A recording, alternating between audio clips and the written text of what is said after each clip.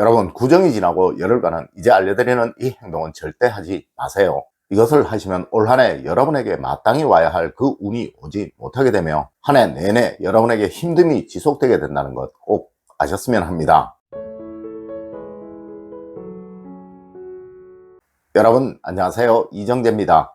여러분, 제가 집안의 풍수에 관해서 말씀을 드리면 정말 많은 분들이 방향을 어떻게 알아야 하는지 몰라서 질문을 정말 많이 하시더라고요. 여러분, 휴대폰에 나침반 어플이 있으니 그것을 활용하시면 됩니다. 그리고 어제 알려드렸던 화장실의 문 방향은 그곳에 가셔서 나침반으로 문의 방향이 어느 방향으로 나 있는지 보시면 된다는 것이죠. 네, 집안 어디이든 다 똑같으니 나침반 활용 잘 하시도록 하세요. 자, 오늘은 새해 정초가 되면 절대 하지 말아야 할 행동입니다. 아마 많은 분들이 지금껏 잘 몰라서 이렇게 하고 계셨을 거예요. 네, 그것이 자신의 운을 막는 행동인지도 모르고 말이죠.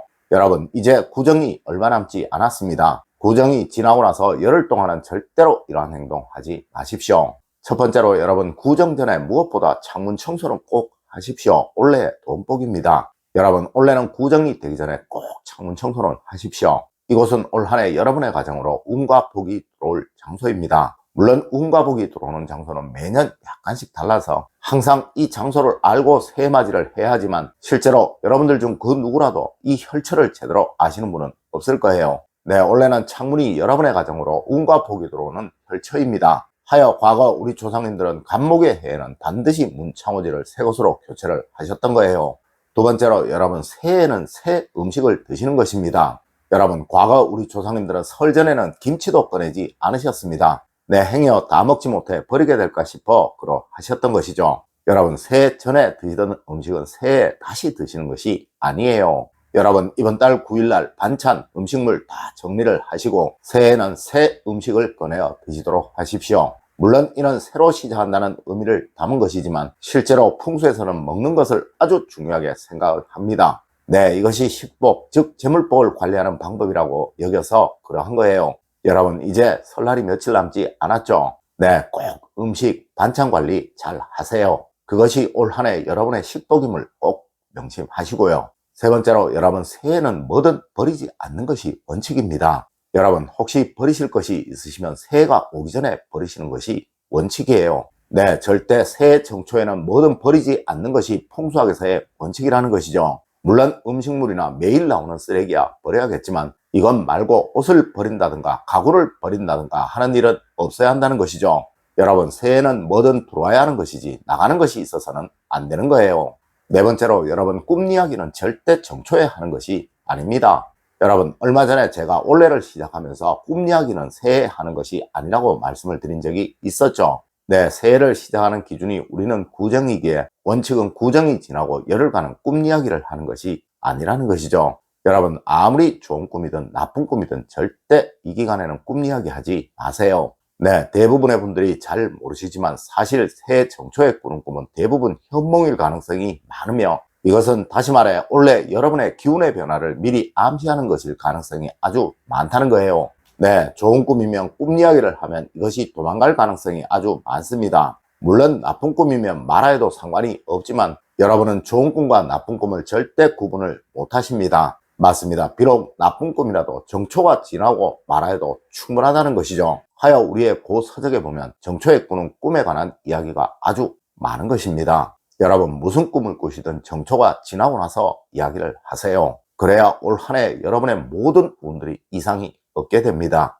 다섯 번째로 여러분, 정초에는 절대 아프지 마세요. 1년 내내 아프게 됩니다. 여러분, 절대 정초에는 아프면 안 됩니다. 물론 언제이든 아프면 다 나쁜 것이지만 특히 우리 조상님들은 정초에는 병을 얻으면 절대 안 된다고 하셨다는 것이죠. 여러분, 정초에는 기운이 살아나는 것이 아주 당연하고 또 기본이에요. 하지만 아프게 되면 좋은 기운이 생성이 되지 못하게 됩니다. 하여 정초에는 드시는 것도 조심하시고 또 밖에 나가시더라도 따뜻하게 입으시고 감기 조심하시고 항상 스스로의 관리 조심해서 잘 하십시오. 네, 과거에 정초에는 어디 가면 안 된다라고 말을 했던 것은 행여 물을 바꾸어 먹어 병이 생기는 것을 조심해야 한다라는 의미로 그러했던 거예요. 여러분, 정초에 생긴 기운이 1년을 가게 된다라고 하는 것은 이 시기에는 뭐든 조심하고 또 근신을 해야 한다라는 의미인 것입니다. 여러분, 행여 이때 나쁜 기운이 생기면 절대 안 되니 꼭 조심하십시오.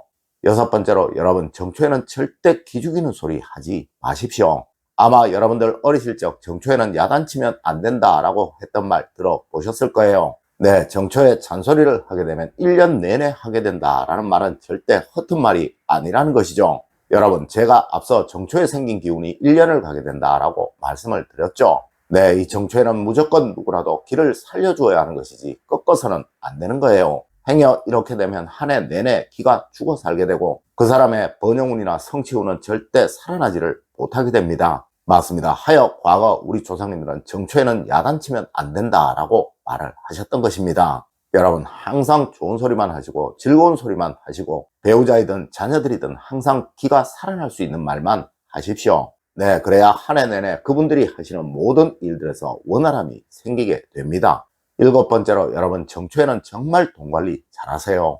여러분, 올해는 재물운을 상징하는 한 해입니다. 분명 여러분에게 아주 큰 재물적인 변화가 생길 해가 바로 올해예요. 물론 이것은 바로 돈복입니다. 여러분, 한 해 돈복을 만드는 것이 바로 정초의 씀씀이라는 것이 우리 조상님들의 생각이셨습니다. 네, 하여 이때는 무조건 근신하는 기간이었던 거예요. 맞습니다. 우리 조상님들은 정초에는 술 먹는 것도 조심하셨다는 거 꼭 명심하십시오. 네, 가능한 꼭 필요한 것이 아니면 정초에는 지출을 하지 마세요. 그리고 꼭 사야 할 것이 있으시다면 정초가 지나서 사시도록 하십시오.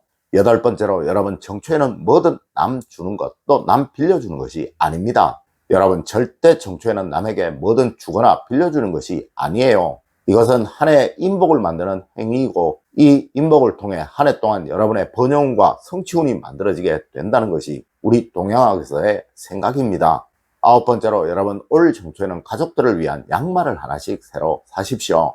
여러분 올해는 갑진년으로 목오행과 토행의 해이며 또 큰 돈의 변화가 생기는 한 해입니다. 내일은 오행학적으로 목극토라는 대립과 갈등의 형상이라 무엇보다 화오행이 아주 중요하고 이것에 의해 여러분의 재물복이 커질 것이냐 그렇지 않을 것이냐가 결정이 될 것입니다. 여러분 대표적인 화오행의 물건이 바로 양말입니다. 네, 장갑도 물론 그러하나 이제 겨울이 다 지났으니 양말이 가장 적당할 거예요.